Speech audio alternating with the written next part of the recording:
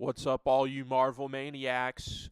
Cue up a big old pile of Excelsior and kick back as we dive into this video where I'm going to be talking about why some fans on Reddit theorize that Bruce Banner is Thanos. Now, before we dive in here, I want to let y'all know that this video is sponsored by Beamio, and be sure to go ahead and smash on that comment box, and don't forget to subscribe to that like button. All right, let's go ahead and dive in. So, as we all know, the Infinity Stones, go ahead and take a step back to whenever Bruce Banner first showed up in the Marvel Universe. He was just a blip in a sea of more formidable heroes. And actually, Spider-Man and Doctor Strange and a dinosaur and Lord of the Rings, were all things that, see, Lord of the Rings and Star Trek all involved in how Bruce Banner came to be. Before we get there, let's go ahead and look at the trailer for Avengers Endgame. There is going to be some spoiler stuff here, so before you watch, just go ahead and see that Groot has now grown into a 20-year-old man, and with that comes the possibility that he's going to overtake Thor. We see that in the original Iron Man trailer. Now, we all had our jaws drop to the floor whenever certified badass Obadiah Stane showed Iron Man that just because he's better looking than him doesn't mean that he couldn't have his mind read. And it seems that Thanos has set out to make it his life mission to continue the impetus that Obadiah Stane left on the Marvel Cinematic Universe. This is continued through Spider-Man, Guardians of the Galaxy, and even other movies such as Doctor Strange. Now, if we look at the original 4 Avengers, of course we know them as Iron Man, the Hulk, Captain America, and Thor. They all came from this guy right here. This guy, if you don't know, is Stan Lee.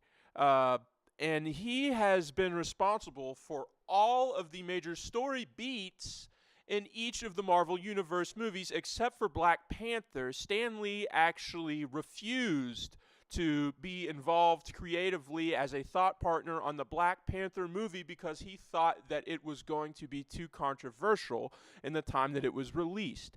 And as a sort of a nod to this sentiment, Joss Whedon actually created the character Thanos. It came out of Stan Lee's disgust for the Black Panther movie.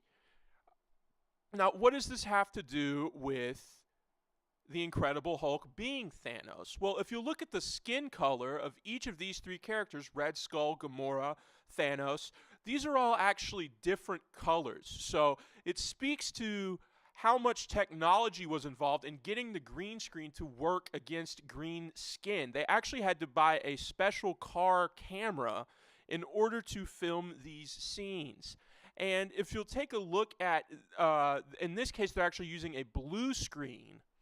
That was actually technology that the Whedon brothers invented for the second Guardians of the Galaxy movie.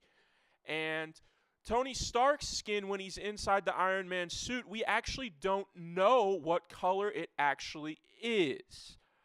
As we can see here, he looks kind of yellow.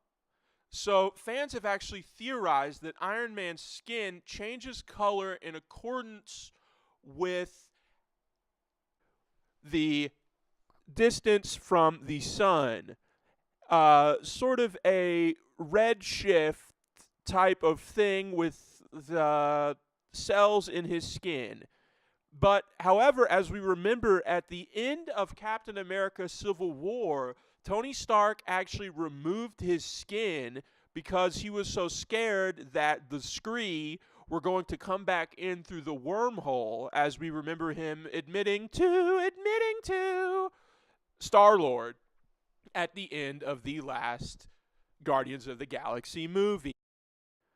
But don't give your hopes up just yet, because as Reddit user Thelonious Thor points out in a post in a thread titled Most Plausible Avengers Endgame Theories, Pepper Potts, aka Gwyneth Paltrow, has recently begun a skin darkening transformation process that could actually have a pretty significant tie-in into the plot of Avengers Endgame, such as Thor's eye at the end of Thor Ragnarok. Where did it go? Maybe we'll find out somewhere in Avengers 4. But also, comics aren't just for reading, as the Marvel Cinematic Universe has proved to its millions of fans. The best comic books come to life in the form of movies. These movies are harder to make than it seems, and Joss Whedon wants to prove to you that he's capable of doing it when he comes back to direct Thor 4. Captain America 4. But in that movie, the fans wouldn't be satisfied without seeing Hawkeye, who was noticeably absent from Avengers Infinity War. What has he been up to? Well, Reddit user Xandar says that his theory states that Hawkeye was on Xandar while the rest of the Avengers were warding off Thanos' army in Wakanda.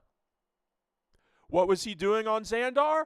Well, one Reddit user believes that he was trying to save the Power Stone from the clutches of one Thanos, who only needed 4 more Power Stones at that point when he visited Xandar, but was called back at the last minute by Iron Man in order to rescue Obadiah Stane, who, as we all know, famously made a triumphant return at the end of Captain America Civil War. Now, how does Spider-Man fall into this? Well, as one Reddit user theorized in a thread titled, "What exactly was Spider-Man doing between the events of Avengers Civil War and Spider-Man Homecoming?"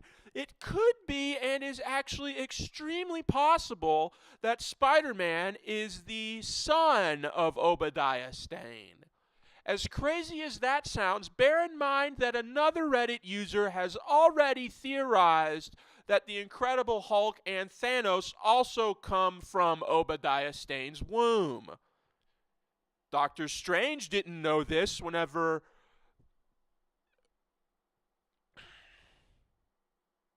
Ebony Scree tortured him and Iron Man before Thanos came in and read Captain America's brain.